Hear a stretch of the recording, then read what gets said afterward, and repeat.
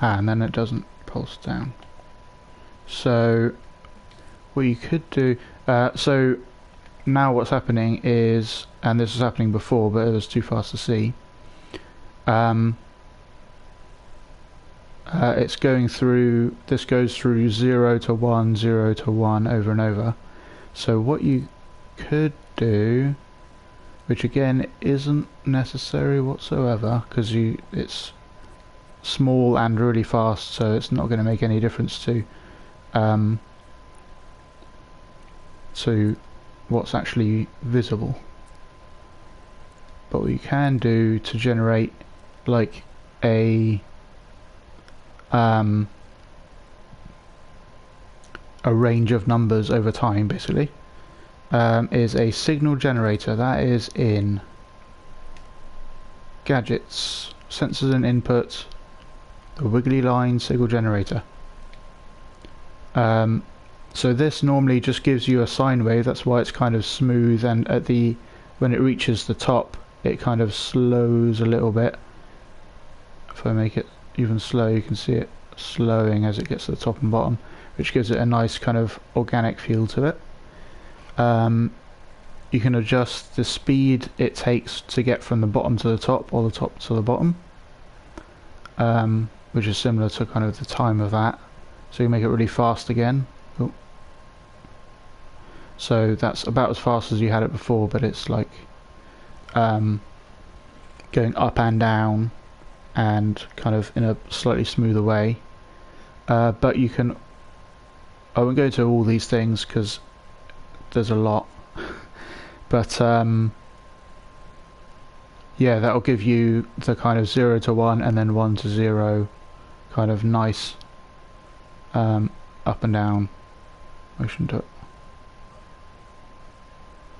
Oh, I've just been spending way too much time on Dreams, and watching all the streams, and I've also been making a complete documentation for Dreams and all the gadgets and everything, with like as much detail as I can manage, so that people can just use it as a reference and search through it if they're stuck on trying to get something to work. Yeah, long time dreamers. Yeah,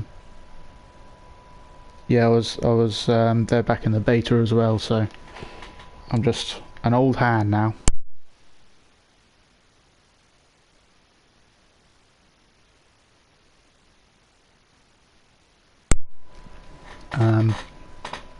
Another thing you can do, I'll just leave it like that for now. You can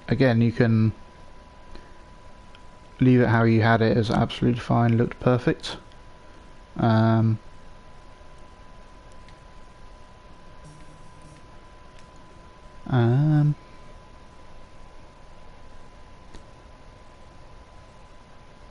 I see the behemoth's level?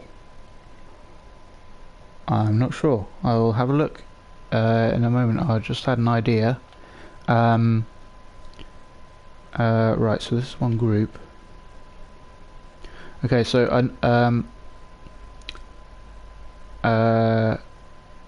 yeah, I don't think I explained properly exactly how the signal is used by the power and why it kind of animates instead of just is on or off. So I'll make a new keyframe.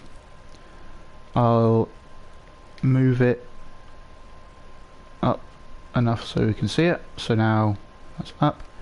I'll just grab that same one, slow it down, put that into the power. Actually, I won't do that yet. I will demonstrate using a value slider, which is very useful for debugging and making tutorials, because people can see exactly one-to-one what's happening. So the power can be anything from 0 to 1. When it's 0, it doesn't affect it at all. When it's 1, it is in the state that is recorded. Anywhere in between, and it will, in most cases, there are some cases where it doesn't do this for some reason, But in most cases, if it's somewhere in between, it'll go from that state to the other state kind of smoothly like that, which means you can use a signal generator.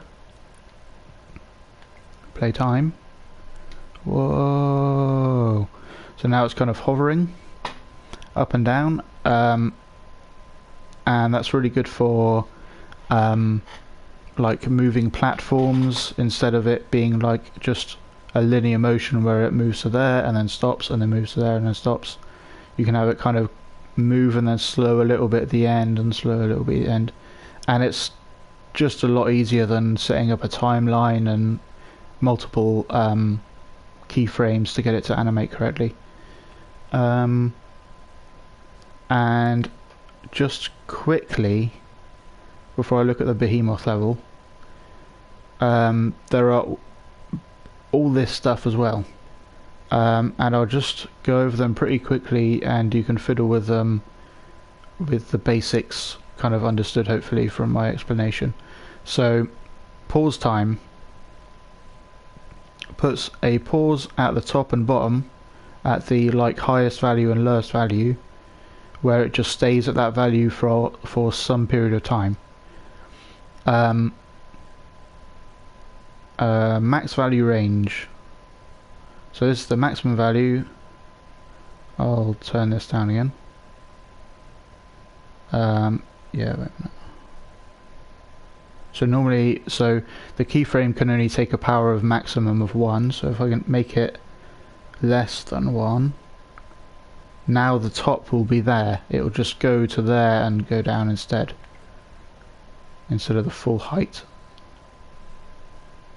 Whereas if it was 1 again, it would be going up to there. Minimum value range is the same for the bottom, so if you up the minimum value, it'll only go down to there. Then there are each of these has 2 sliders, a minimum and a maximum,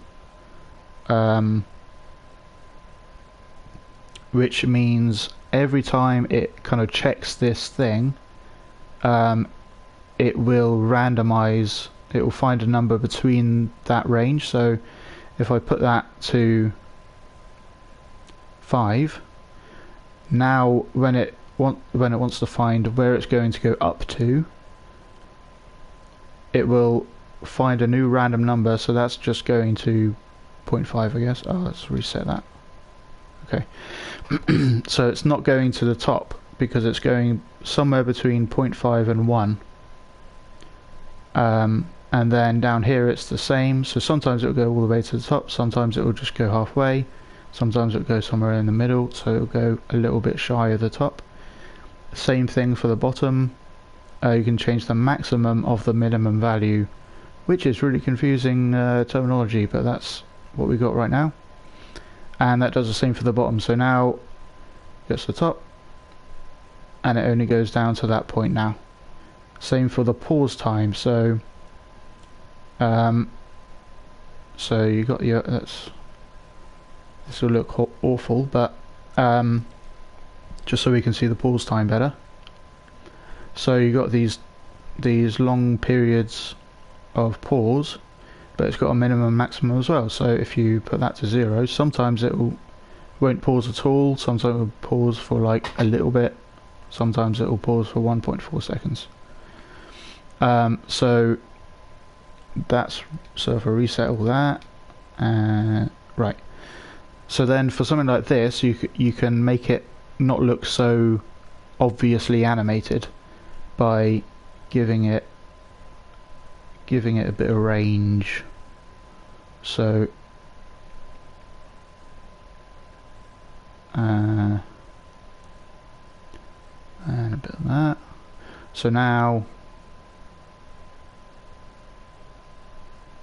it's kind of bobbing between different points and kind of pausing sometimes, and yeah, there can be a really nice way to just add a bit of organic movement that isn't just on repeat perfectly every time, to give the illusion that it's really moving around. Any quick questions on that before I look at the behemoth?